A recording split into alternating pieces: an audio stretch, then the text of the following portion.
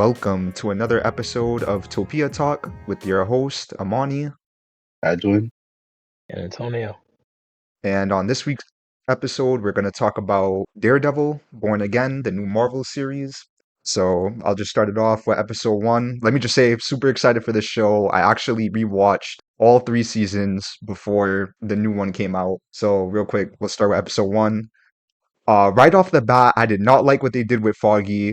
I'm not talking about him dying. That's not what I'm talking about. I'm talking about the way he acted with his brother. He should have been way more worried about his brother. Like, he was scared for his life, but he thought it was a prank. And he said, "Oh, it's just Theo being Theo." It just feels so out of character for him. Because in the last season, they showed him being so close to his family, and he's a family man. And then he had this bullshit excuse like, "Oh, I live in a secure building. Like, you're gonna be safe there. It's so secure, bro." That is fucking bullshit. Foggy should know how dangerous Hell's Kitchen is because he's experienced a lot of danger in Hell's Kitchen. And if I had $1 for every time someone's house got broken into, I would be just as rich as the Kingpin. Like, people break into Matt's house, Karen broke into the Punisher's house, fucking Kingpin breaks into Ben Urich's house and kills him. Daredevil literally almost breaks into the hotel. It was surrounded by a bunch of FBI agents. He breaks into that shit, and he almost got to Wilson Fisk. There was like one guard blocking the door, and he could have knocked him out, but he's a good guy. He's not going to knock him out. But my point being is like, there's no such thing as a secure building in fucking Hell's Kitchen. Like, if you want to break into that shit, you could break into that shit. So I don't know why he thought his building was like super safe for him to hide in. And his brother's gotten into shady shit before. Again, in season 3, he got into the trouble with Wilson Fisk's bank, and then they were threatening him and his family, and they were trying to force Foggy to step down from the political run and shit. So I just don't understand why he wasn't worried about his brother and why he thought he was just playing pranks. Like, he knows how dangerous Hell's Kitchen is. He knows that he got into trouble before. He should have took it more seriously. And then he had another excuse of saying, "Oh, I didn't want to give you an excuse, Matt, to put on the mask." And like, I can kind of see that argument, but at the same time, this is your brother's life on the line. I feel like this is a special exception. You could have been like, "Hey, yo, let me just call in this favor. Like, Matt, I need you to put on this suit, like, just this one time for my little brother, please." So that's just the first complaint I had with the episode. Another small, tiny complaint at the 7-minute, 24-second mark, the CGI was kind of bad when he lands on the roof. It's just the one scene, 7-minute, 24, but that shit was very iffy. They probably could have just did a panel shot of just him chilling on the roof. He probably didn't need to do a whole superhero shot if the CGI was going to look like that. For the positives, episode 1, they had I like the fight scene with Daredevil and Bullseye at the 10-minute, 12-second mark. Bullseye like throws this knife and it looks like he misses, but it actually lands like a little bit later. That shit was dope. There's another cool shot at the 10-minute, 40-second mark where Bullseye throws a pool ball at Daredevil and a lady. Daredevil blocks the pool ball that's thrown at him, but then the lady eats that shit and gets knocked out, and Matt has to like catch her, and that buys him time to escape. That was like, on some JoJo shit. Like, that nigga Bullseye, he was thinking like 3 steps ahead that entire fight. Another thing I would say though, they could have done a little bit better with the way the scene looked. I feel like it was hard to see some shit. They had like the smoke and like flashing lights. It was kind of hard to tell what was going on during some parts of the fight. I don't know why they did it like that. And they could have had more cooler scenes with fucking Bullseye, like when he throws shit. I wanted to see like the entire course of the objects he's throwing. Like in the Netflix version, when he throws shit, they show the entire course the object takes from the object leaving his hand to it hitting a wall and to it hitting its target. You can see all of that perfectly. You could not see that with the Disney Plus version. Like when he throws the pool ball at the lady, the fucking pool ball literally goes out of frame. So it looks like he fucked it up, but then it comes back into frame and then it hits her. It looked goofy as fuck. So they could have worked on that a little bit. But other than that, fight was cool.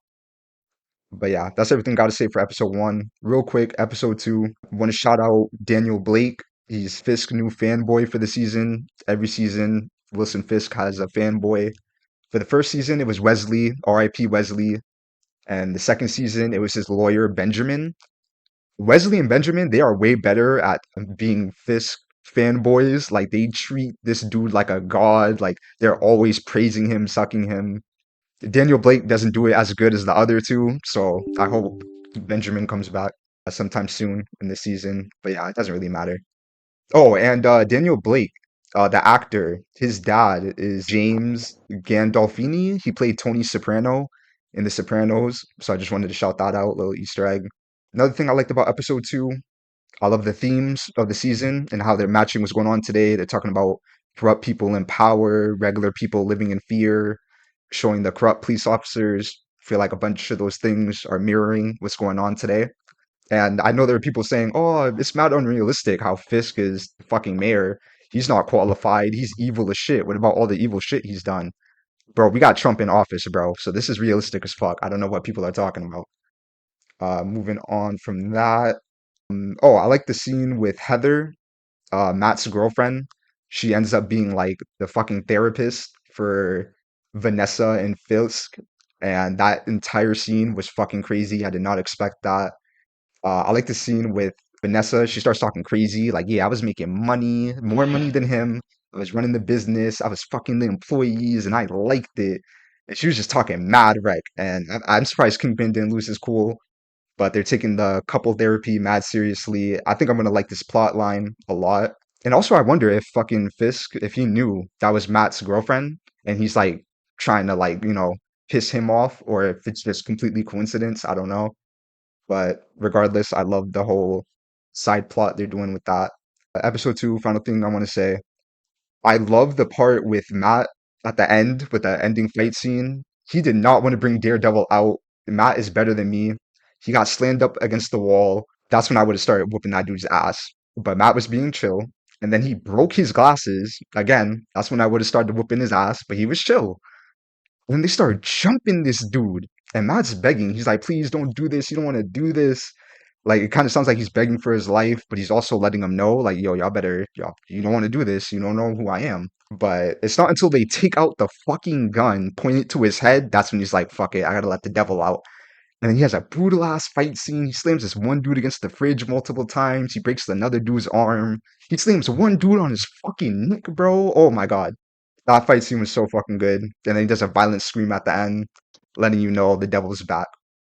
Real quick, before I even do get started, I do want to say rest in peace to, and I'm sorry, I'm probably gonna butcher this name. Kamar Devil Hayes. That's the actor for the White Tiger in the series right now. He's the current defendant for Mad Murdock. Unfortunately, he did pass away, so it really sucks. He doesn't get to see like his work and shit, but we can still see it. We can appreciate it. So thank you for his portrayal. Yep, yep. Um, but yeah, Marvel, we might be back. I think they're back. They're fucking cooking with this show. I'll get the negatives out of the way because it's not too many. I do agree with Amani that the CGI was a little spotty. When he did that leap onto the roof, I would say that kind of looked a little weird. And then in the second episode, when the white tiger dude was standing in front of the train was like passing by. They stood on that for way too long, and you can clearly tell that it was just like a CGI train. So like that looked weird too. So maybe like a little nitpicking, but they could definitely just make sure to avoid scenes like that. I don't think they're necessary. Most of the series is filmed like, outside, not on a soundstage. So we definitely need like more of that and less CGI. But yeah, the show's really good. I do agree that the fight scene with Bullseye was a little hard to see because they were throwing like smokes in there. They kept shooting like the lights and shit. And I think they did that so they can get away with like the one shot, so you wouldn't see like where they would have like sneaky cuts and shit. But at the same time, I would like to see the actual fight scene that you're trying so hard to produce. So it was a little bit of back and forth for me because when I could see it, it was amazing. But when I couldn't, I was like squinting my eyes trying to make out what the fuck was going on. And it was really hard to keep track of like what Bullseye was throwing for me. Like it wasn't until I watched like a breakdown video where they slew it down where I was like, oh shit, he did that? Like me personally, like in real time, I couldn't tell what the fuck he was throwing and where he was throwing it. Maybe that was just me. But yeah, the show is really fucking good. And I feel like Daredevil, the show has always been about not just Matt Murdock, but like obviously like Daredevil himself. Like they're two different people in my opinion. They're two different characters. Like Matt is always trying to leak shit to the system. He's trying to make sure the system works the way it's supposed to work, even though he knows that there's a lot of loopholes in the system and people don't always get what they deserve. That's why he has the Daredevil persona. But in that Daredevil always trying to like keep the line. Like he knows that he's the only defense, and he's always debating like, should I just end the fight by killing, or should I let the system do its job? That's always the biggest debate in the series, and I think they're doing it even fucking better in Born Again. Like especially in episode two. In episode two, it was just a fight between Matt Murdock and Daredevil of which one wanted to be like dominant, right? Because every time that something went wrong in like Matt Murdock's life, you can easily be like, he could solve this shit if he was Daredevil. Like the fucking evidence he needs, easily got to that shit if he was Daredevil. The fucking cops being corrupted, he could have beat the confession out of them if he was Daredevil, and you can like see it in his face. But he's trying to follow the fucking system until the fucking end of the episode. And Amani said that I think it was trying to hold back. He wasn't trying to like let the devil out. I fucking disagree. I feel like the entire second episode, he's been looking for an excuse to let that nigga out. Because if you watch the second episode again, he has time to get out the apartment. Like the window's open, and he's like, "Hey, yo, I got someone waiting for you." This and that. He could have just went with him, but what does he do? He walks back up to the door and unlocks that shit and lets them in, right? And then he's waiting for a reason to beat their ass. Like Amani said, the second he got touched, he could have taken them down, but he didn't. He wanted a reason. And to me, I think they're dead. He cracked his neck when he slammed him, and the other guy has the compound fracture with his arm. Yeah, he's bleeding out, right? So I think that's the excuse he was looking for. It was an excuse to let the devil out, but let him out in the way that he's always been fighting back. Let him out to the full extent, and that's killing the bad guys. And I think that's going to be the big struggle we're going to see right now for this series is can he turn back? Can he go back to like following that line? Or after he crossed it, is it just too late and he can never go fucking back? So yeah, great series, great acting. The action's really good, and fucking Daredevil's back. Took Marvel a while to get to this point of having a good show, I will say. But definitely it's been a few years, but they finally got it together. The first episode, I'll say the first 15 minutes threw me off. Was not expecting that one shot. Was not expecting Foggy's death. I'm agree with both of y'all when it comes to the one shot fight. It was very dark. You guys pointed out a lot that I definitely did not see. A lot of things went over my head. Like I was wondering how that girl got knocked out because she definitely got hit by a cue ball. I'm like, that came out of nowhere. I did not see Bullseye throw that at all. But I don't want to compare it to the Netflix series. But tone wise, the Netflix series definitely did it way more darker. When I'm watching this show, it feels like if Disney just put a little filter on it. Fight scene's definitely way better, I feel like. But when it gets into the second episode, I think it gets to like a little bit of a hint of how good the choreography is gonna get. But I like how they did sneak in how we're gonna have the police force dealing with the Punisher movement, to where I feel like they're gonna touch back more into like how they used to do it with the old cartoons. Mhm. You know how they be having the Spider-Man and Friends series? I feel like since Foggy is out of the show, the Netflix series kind of focus on Daredevil and his friends and his law situation, and that was good character development. And now, from what I'm seeing and what I'm hearing about the news going on forward, they're supposed to be bringing in the defenders in the Mhm. second season. So I feel like they're replacing the Foggy and Karen. Yeah, I think it's Karen. Yeah, her Uh, name's Karen. Yeah, I think that Disney's replacing their storyline while at least not focusing much on that and more focused on bringing in side characters from the TV universe. Mhm. At least it's trying to make it more canonized because the Punisher is going to be big in this season. And if that's the case, going forward, it's going to be Jessica Jones, there's going to be Luke Cage, Iron Fist. I think they're just trying to be building towards another Defenders show, which I personally don't mind, but I will like this to be more focused on Daredevil. Mhm. Like, yes, they got the actors, the OG actors, and like you were saying, I agree with you. He's doing his job. He's playing Daredevil and he's playing Matt Murdock very well. But I feel like he's like sharing the spotlight a little bit too much. Personally, I just feel that kind of just going in that direction. Kingpin is definitely stealing the spotlight too. His character development, A1. Vanessa taking over her whole operation, and now she's standing on top of him. She's in the throne while he's over here trying to get political. Mhm. That's good. That's good character development. I can't wait to see what the rest of the season has to show. I'm definitely interested in the gore and the blood that they're showing. Definitely way more brutal. I like that Disney's dipping their toes into it. Mhm. But the CGI, they didn't have to throw in the CGI. If anything, they should just work on the editing or get the same editors as the Netflix series. Because when he was running on the rooftop, it wasn't really him, or it'll be just a bunch of like frames to clips to different clips to different clips of him doing just running across. They saved a lot of money doing that. Disney doesn't need to be doing the CGI shit. Mhm. It's cool to see, but very unnecessary. But good to know that you can swing around like Spider-Man now.